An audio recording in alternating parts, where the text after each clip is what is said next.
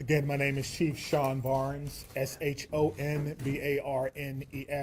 with our third update of the day regarding our school shooting here in Madison, Wisconsin.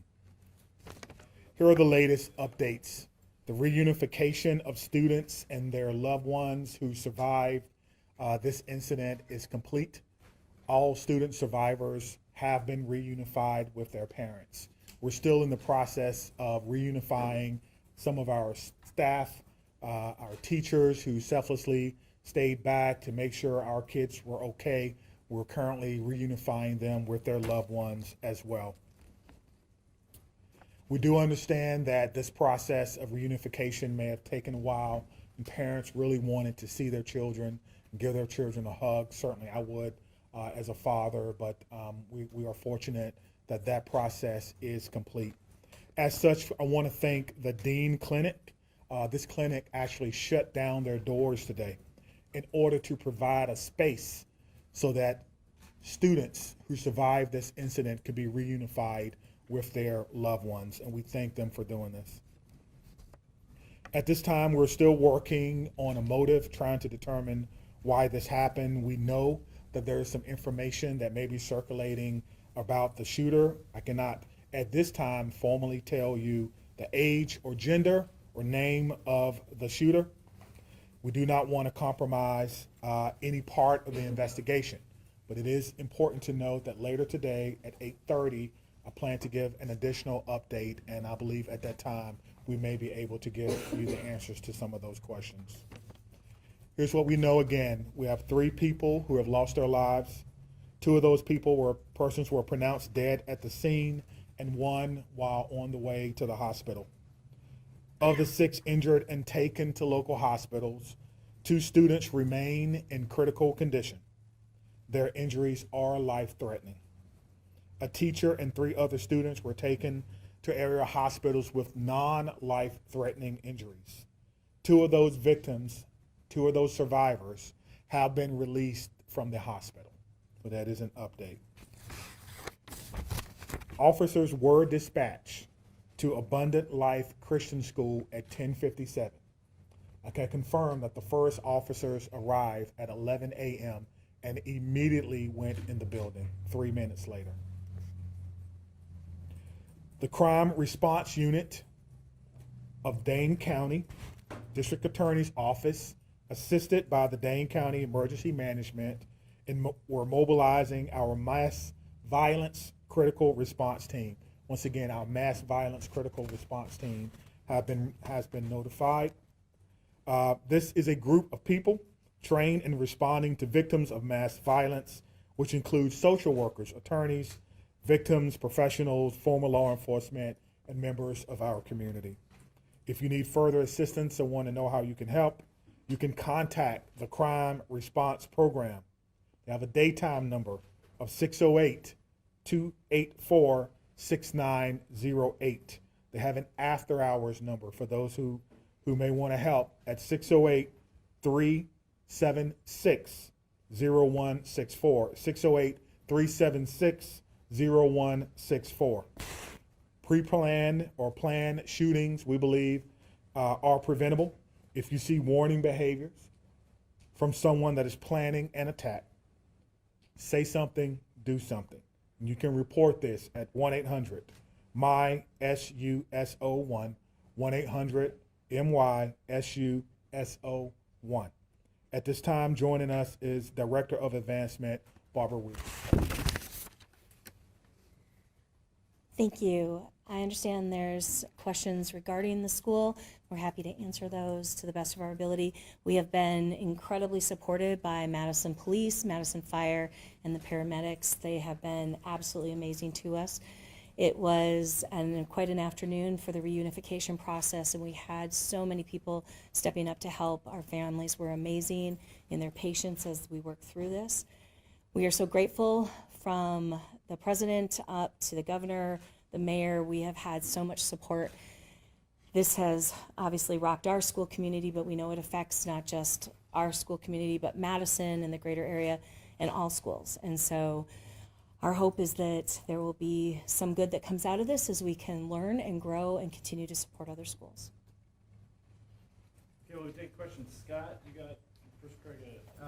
Chief, can you give us any details about if there are any warning signs that premeditated this, either at the school or with the family or elsewhere, that would have caused any red flags?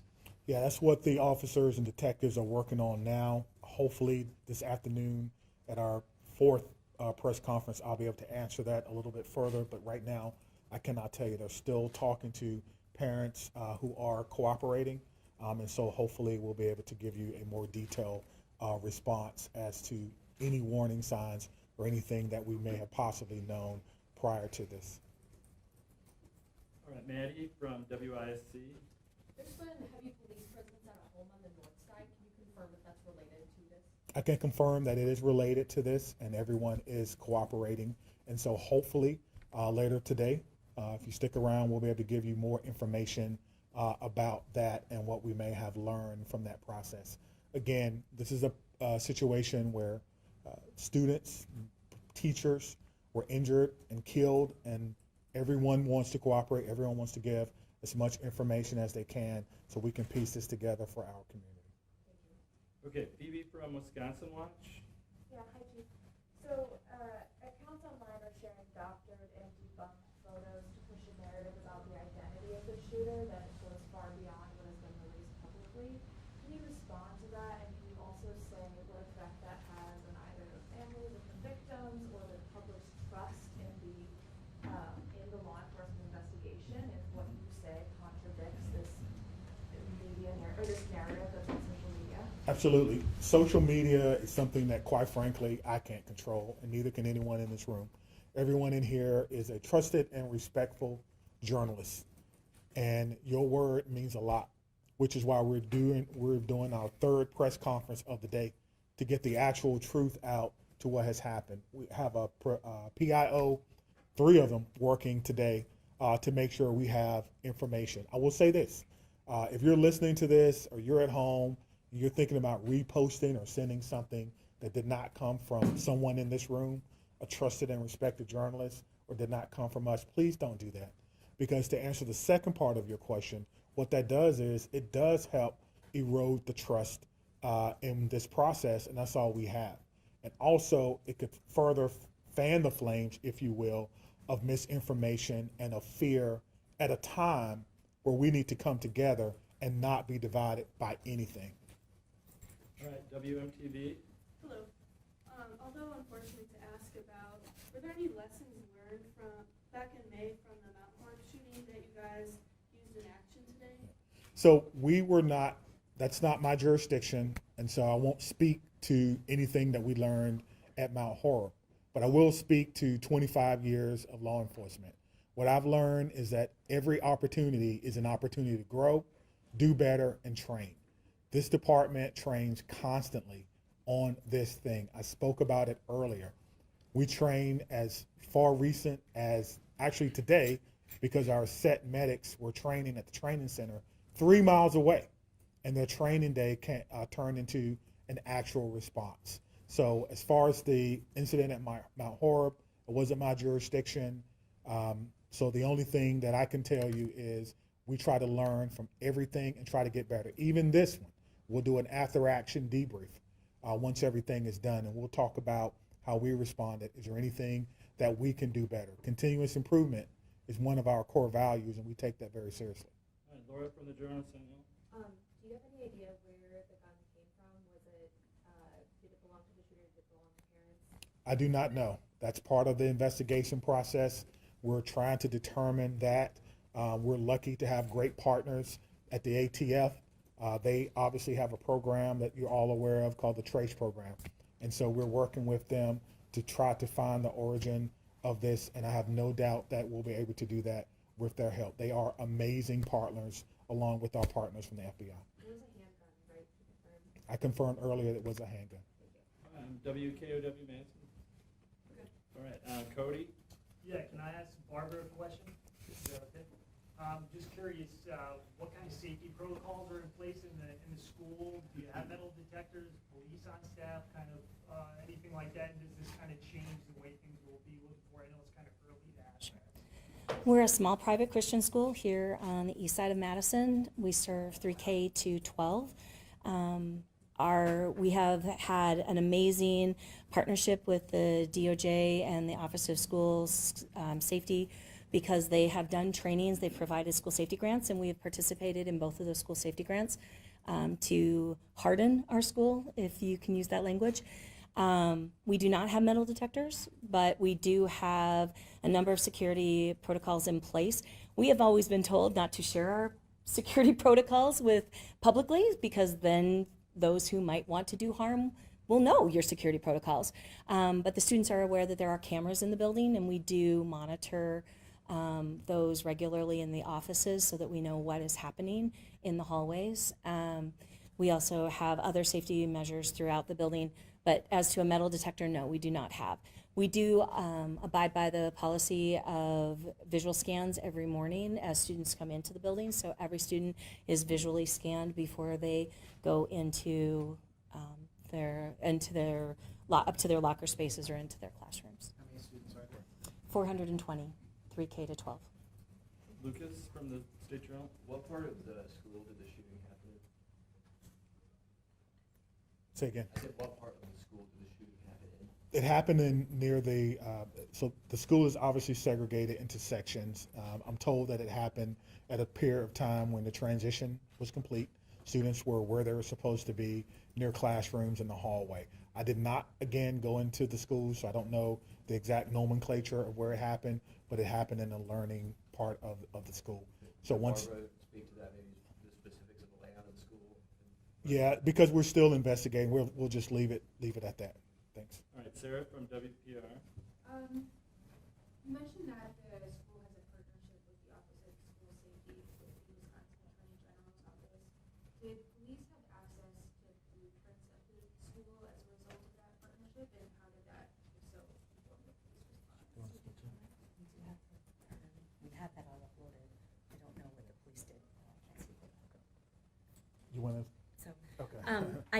I can speak to the blueprints and the maps. We do have those uploaded as part of our reporting to the Department of Justice and the Office of School Safety. How they were used, I don't know. I do know that the police were going through and they were working with staff to secure the different areas, and that they did have maps. So whether those are the blueprint maps or what they were using, that I can't speak to, but I do know that they did have maps. Just to clarify, when you said visual scans, is that sort of like looking at the student up and down, or is that going through a scanner device? It's a visual scan where we look at the student to see if there's anything unique or unusual in them.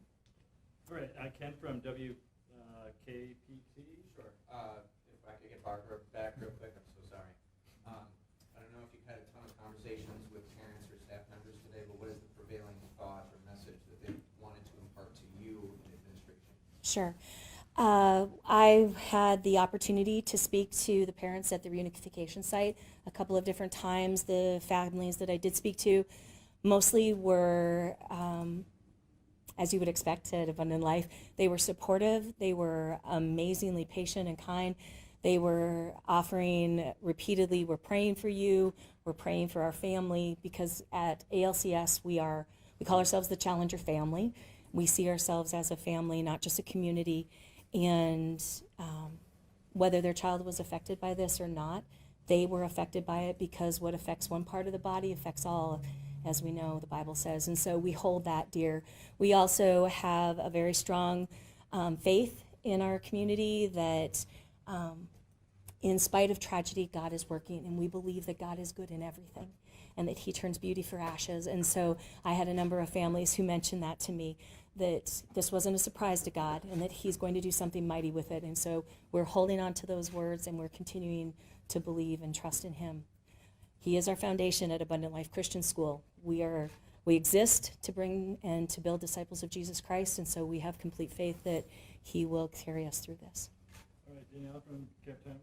I have another question for Barbara. Sorry for you back up. Yep, that's fine. So what details can you share about what students were actually ready for shooting started, the environment, what their morning looked like, some of these details about their day? So some of this is part of the investigation, so I think there's limited things that I can say at this time.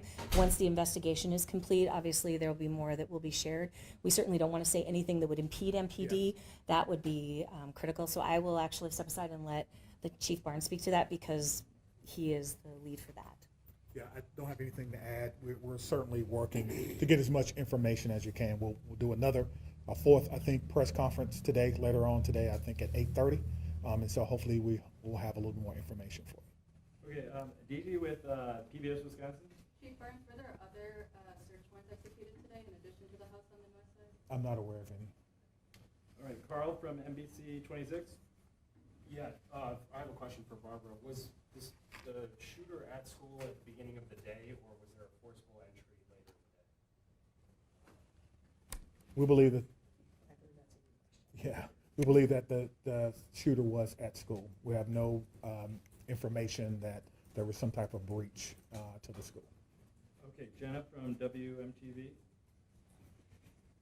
TMJ4? Yep, sorry. Okay, that's okay. Question for you, Barbara, if you don't mind. Can you just talk about, Chief earlier mentioned how teachers and employees and staff really follow the protocols that you guys have practiced in place. I know that this is an emotional event, obviously for students, but those teachers really take it to heart when they are sitting there protecting those little ones at the school. Can you talk a little bit about what they did right in this situation? Obviously this is tragic, but unfortunately we've seen school shootings play out that are far worse than what we saw today. So it's timely that just prior to the start of the school year, we had a retraining. We train on this. We do lockdown drills. We do evacuation drills as part of our standard drill protocols. Our students are versed in that. Our faculty are well versed in that. The training that we did with MPD at the very beginning of the year prior to the students returning to campus had some new updates, and so we had looked at some of those things. So I think everything was very fresh for our faculty.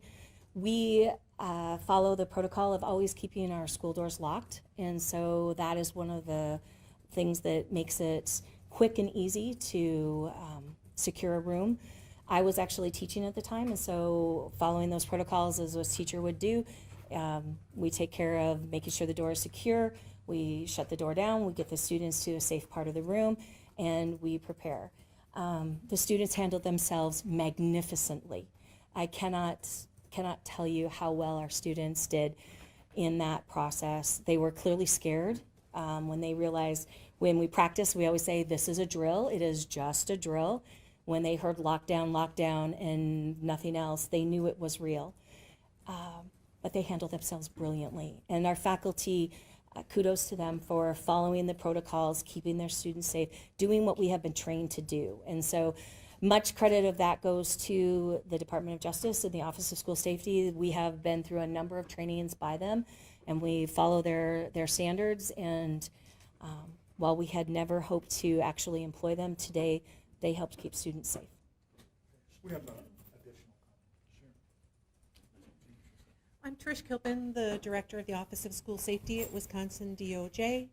And I just would like to reiterate something Chief Barnes had mentioned earlier, and that is that targeted violence is preventable. That when somebody conducts a school shooting, they don't simply snap. They don't just decide one day to engage in this egregious behavior. Instead, they make a decision and start research and planning towards an act of violence. And when they're on that pathway to violence, they often demonstrate observable behaviors that others notice. 82% of the time, somebody knows about a school shooter's plan to attack a school. So I encourage all in the community, students, parents alike, to report to Speak Up, Speak Out Wisconsin, our 24/7 call center, where we do receive concerns about planned school attacks and deliver them locally to local law enforcement and schools to intervene to prevent violence. Can you say and spell your first and last name, please? Trish Kilpin, TRISHKILPIN, Director, Wisconsin DOJ, Office of School Safety. All right, Shali from WRT. Yeah, this question is for Director Weir. I know that the school is in the last days of classes before winter break. What are your school's plans for the rest of the week, and what kind of community processing, understanding that you might not know yet, Sure. you have in the works? So at this time, the school is a crime scene, so the students nor staff can be on site. We want to make sure that we work in tandem with Madison Police and have them do everything that they need to do, so we will abide by their standards, and when they say we can be back in the building, we'll return back to the building.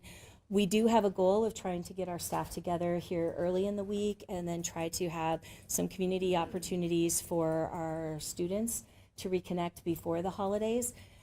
Whether we will return to classes this week, because this was our last week, we were done on Friday, is still to be determined.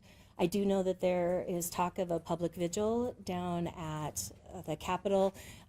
We are so grateful that we have this amazing support from the community, and so we thank them for that. Our families will, I would guess, participate in that, and I'm sure that as we move forward, we will have more plans of what we will do specifically for them. Our focus today was the reunification of getting kids to their families.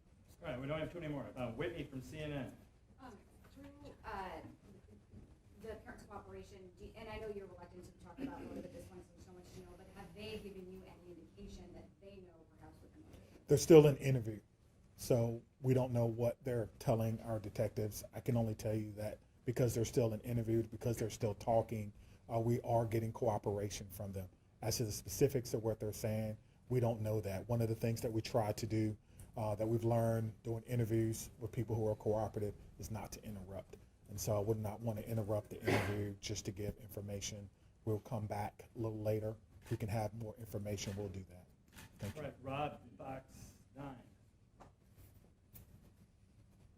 All right, Adam from CBS Milwaukee. For the chief, right in front here. What can you tell us about whether these victims were targeted at all, and are there cameras inside the school? Yeah, I think whether they were targeted or not would speak to motivation, and we don't know that answer just yet. But I do believe the director stated that there were cameras inside the building, public space cameras. Dane from, go ahead. How many shots roughly were fired?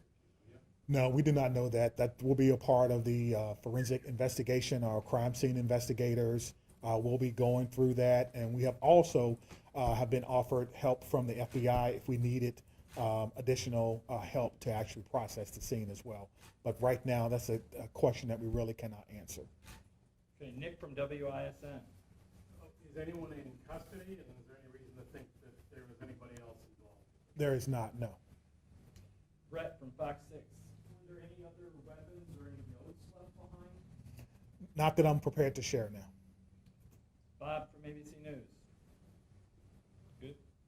Yeah, we were wondering where the mayor is right now and what is more important for her than attending this press. She was here earlier. She gave her statements, which I thought were very appropriate. We're going to do multiple press conferences, and so we want the focus to be on information for the community that's going to come from the police department. So that is what I will tell you. She was here earlier, and maybe you missed it, but she was here. And I also want to say that I do not know that. I do not know that, but I do know she was here when we had our main press conference. Additionally, we have been receiving a lot of calls. I was on the phone with the Attorney General, Merrick Garland. I know we did receive a call from the President and his office and several others from around the state, including the governor. And so we thank them for their interest in that. Okay, Mills from News Nation. This is for Barbara. Do you guys have a school resource officer? And then also too, is the school one level, two level? When you walk in, what's that look like? Sure. Yeah. Okay. 2 levels. Sure. So we do not have a school resource officer. Again, as a small school, that is outside of our possibilities right now. We are a 2-level school, so there's 2 tiers to us.